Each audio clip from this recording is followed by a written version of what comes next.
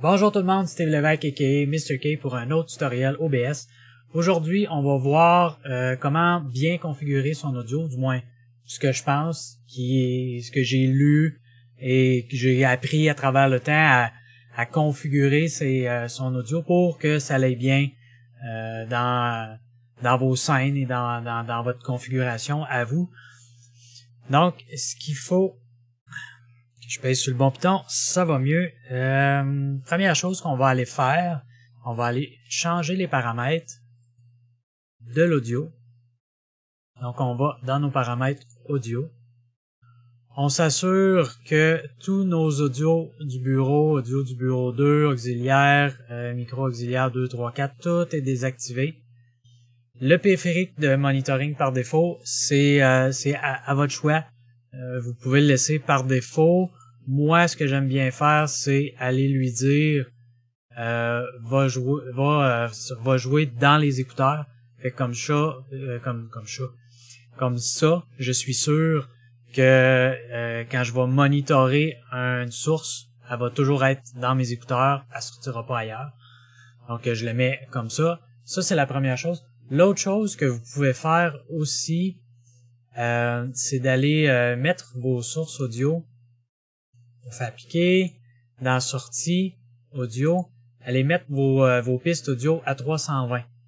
Par défaut, sont à 160, ça va donner quand même une bonne qualité. À 320, la qualité est mieux, c'est la qualité pas mal MP3, je dirais maintenant. Toutes les MP3 sont pas mal à 320 maintenant là. Ça prend tellement peu de place puis peu de différence. C'est la même chose pour la bande passante de votre stream. Il va y avoir tellement peu de différence entre 160 et 320. Vous pouvez vous permettre de le mettre à 320. On fait toutes les 6 pistes, même si on se sert pas, pour la plupart d'entre nous, des différentes pistes. Habituellement, on s'en sert juste de une, qui est la 1. Mais on peut faire les autres au cas où on viendrait qu'à avoir à les utiliser. Ils vont déjà être prêts pour l'utilisation. Ça, c'est la première des choses. Quand vous allez faire ça aussi, vous allez vous rendre compte que ça va enlever le desktop audio et le microphone que vous aviez par défaut dans le mélangeur audio. Donc, ce qu'il faut faire, c'est de venir rajouter, là, j'aurais pu l'enlever ici, on va l'enlever pour les besoins de la cause, j'en ai pas besoin ici. Fait qu'on se ramasse avec plus aucun audio dans toutes nos scènes. Là, c'est des audios de média source, puis j'ai un capture audio ici aussi, on va l'enlever aussi pour bien vous montrer ce qu'on veut faire aujourd'hui. Donc j'ai plus aucun son nulle part. Ce qu'on va faire, c'est on va se rajouter une scène audio. Là, je m'excuse s'il y a des petits glitches dans le vidéo. C'est le tracking de souris. Il y a un petit peu de misère avec mon écran 4K, mais somme toute, généralement, ça va quand même bien. Donc, on va l'appeler audio. C'est à votre guise, vous l'appelez comme vous voulez. Moi, je l'appelle audio. Dans audio, on va venir se mettre notre micro, donc qui est notre capture audio entrée. Vous pouvez le laisser comme ça, vous pouvez le nommer... mettons, je vais mettre G35 qui est mon casque d'écoute que je me sers plus parce que j'ai maintenant un micro XLR. Donc G35, on vient choisir par défaut notre entrée microphone G35.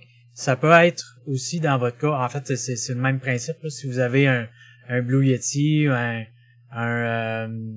HyperX Quadcast ou Elgato, je me souviens pas du nom là, mais bref, si vous avez un microphone USB de ce type-là, c'est exactement la même chose. Vous venez sélectionner votre microphone en source ici. Donc, on fait OK. Donc, il nous a ajouté notre G35.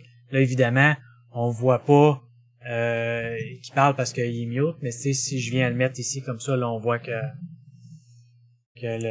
l'audio fonctionne aussi très bien. Et il tient plus. Et voilà. Donc, l'autre source qu'on a besoin aussi, c'est notre desktop. Donc, on a besoin d'une sortie audio pour tous nos jeux, nos browsers, tout ce qui va sortir sur le desktop. Donc, on va la laisser capture audio sortie parce qu'on n'en mettra pas présentement de précise. Donc, on peut le laisser par défaut. Par défaut, là, moi, j'en ai beaucoup parce que j'ai des câbles virtuels. Vous avez probablement pas ça. Si vous en avez, vous savez déjà comment ça fonctionne et vous avez probablement un voice meter ou quelque chose comme ça pour gérer vos audios. Mais si vous en avez pas, vous pouvez soit le laisser par défaut.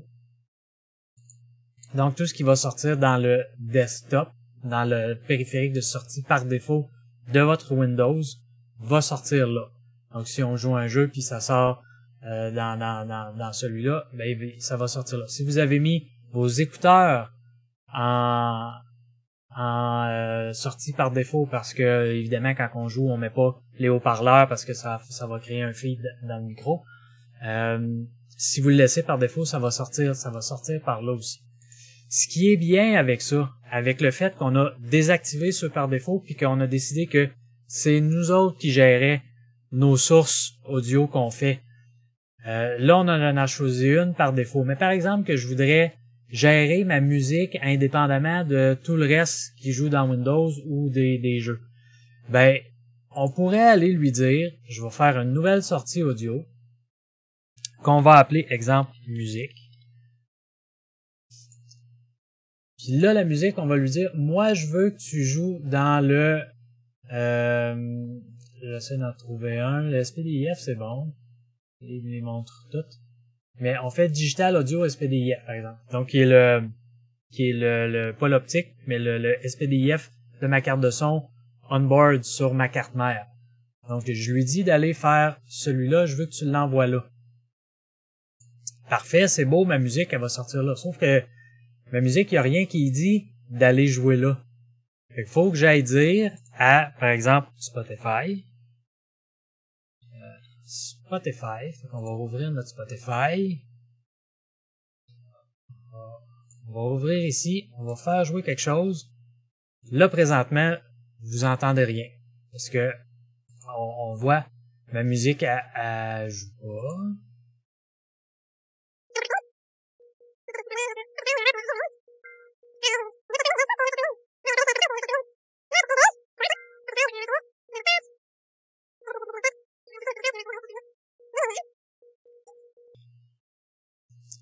Spotify. C'est des choses qui arrivent. C'est un ordinateur.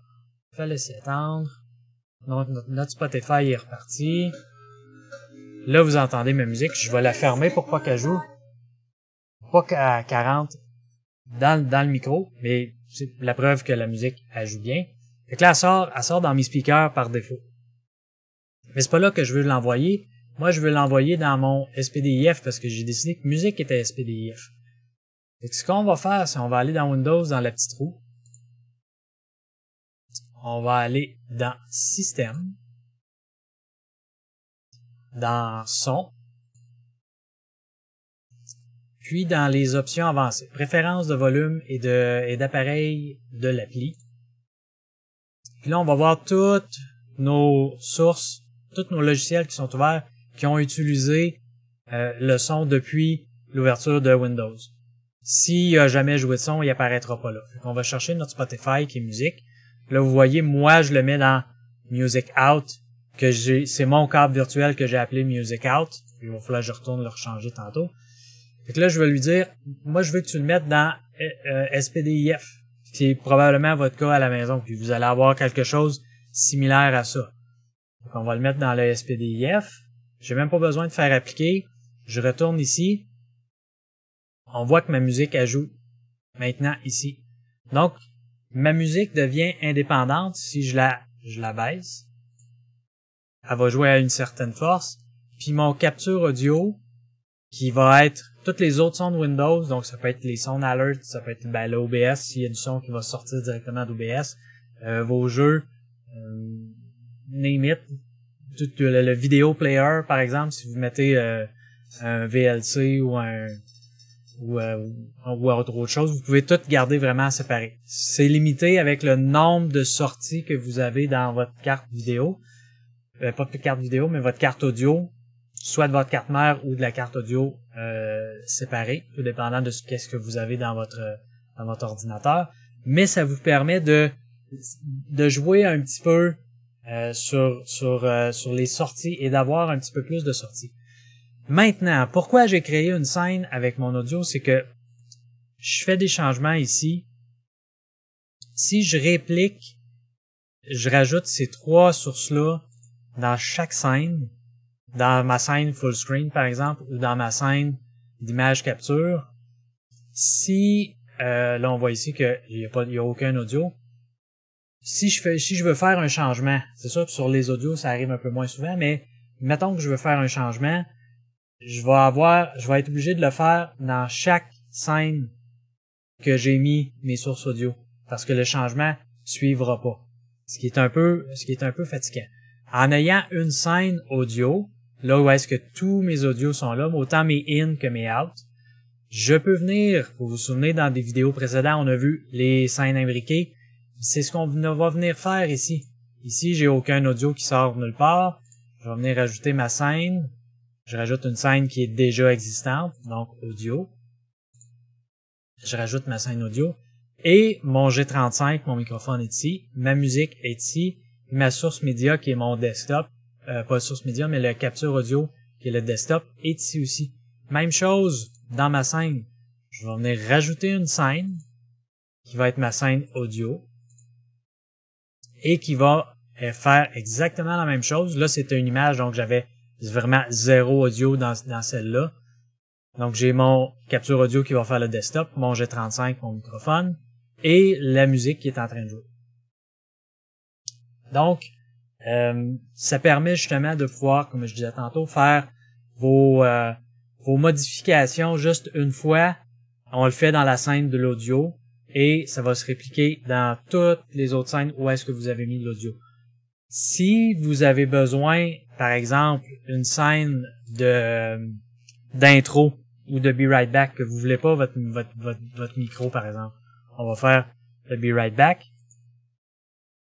Dans celle-là, vous pouvez faire ajouter manuellement, par exemple, on a dit une capture sortie pour la musique. Donc, dans celle-là ici, je vais venir mettre juste la musique. Là, il y a juste la musique qui va jouer, mais il n'y aura pas mon micro. Fait que je serai pas obligé de muter le micro si jamais j'ai besoin de le muter. Je le sais qu'il sera pas dans la scène. Ça, c'est des exceptions qui est possible de faire aussi. Et ça évite les scènes d'être obligé de faire dans chaque scène, de rajouter toutes les mêmes sources dans chaque. On peut faire juste une scène, on met les trucs une fois, puis après ça, tout va bien. C'est ce qui complète en fait le petit tutoriel côté audio. Si jamais vous avez des questions, laissez-les dans les commentaires en bas, ou peut-être des suggestions de vidéos, tutos que vous aimeriez que je fasse. Ça va me faire plaisir de les faire pour vous et de vous les présenter dans une prochaine vidéo. Donc sur ça, moi je vous dis à la prochaine!